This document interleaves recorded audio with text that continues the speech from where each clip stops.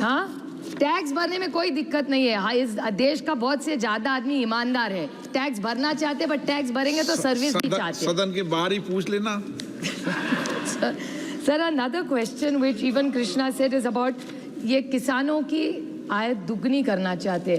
The input tax is so high. What was the idea of the GST? One country, one nation, one tax. 5, 12, 18 and then you say कृषि प्रधान देश है, फिर आप किसान को ही तो टैक्स करे जा रहे हैं। And I'm not reading the whole list which my colleague Krishna read, but from tractors to equipment to irrigation equipment to sprinklers, सबको 12, 18, 5. My problem is, my demand is that anything that concerns agriculture should be zero. अगर आप minerals को zero कर सकते हैं तो किसान को क्यों नहीं कर रहे? मिनरल्स का टैक्स आपने जीरो किया है, और सर देश के टैक्स नहीं, जो बाहर से मिनरल्स आएगा उसको आपने जीरो टैक्स कर दिया। वो किसके खिलाफ? मुझे, I am not some mineral expert, तो मैं आरोप नहीं करूंगी इनकी तरफ, झूठे आरोप नहीं कर सकती मैं, जो उसको जब उसको दिखाना है।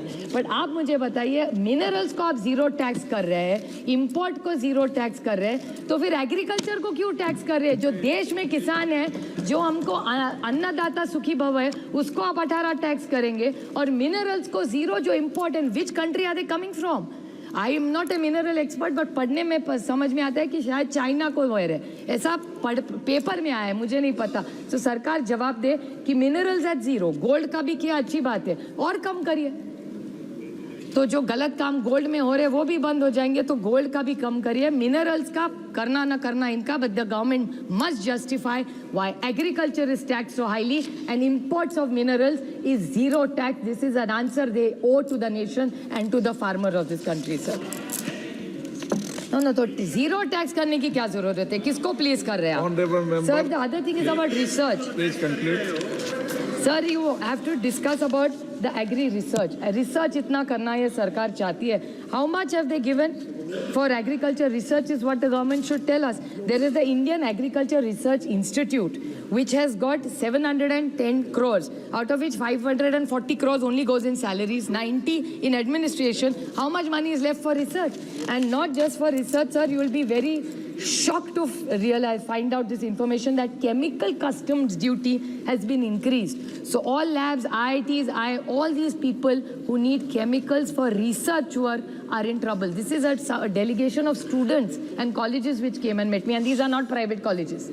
नहीं तो ये बोल देंगे यार ये लोग का प्राइवेट कॉलेज है। प्राइवेट कॉलेज का सवाल नहीं है। इस देश में बहुत सारे ऐसे कॉलेजेस हैं जो अच्छा काम कर रहे हैं, उनके सब जो रिसर्च लैब्स है वो दिक्कत में है, because this chemical custom duties, this has to be reduce. अगर आप मिनरल्स का कम कर रहे हैं तो एजुकेशन के लिए तो कम करिए। मिनरल्स का पता नहीं किसके लिए किया है। Sir, increase in capital gain tax. This everybody has discussed, so I won't.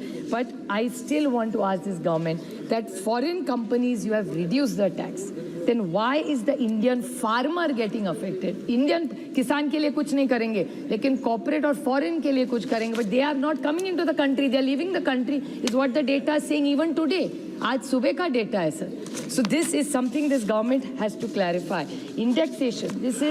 There is a lot of confusion on indexation, because in the budget I did not speak of the indexation because the Honorable Finance Minister gave a clarification in a press release. But even after the clarification, there is no clarity on indexation, and you cannot tax any old household who has bought a house.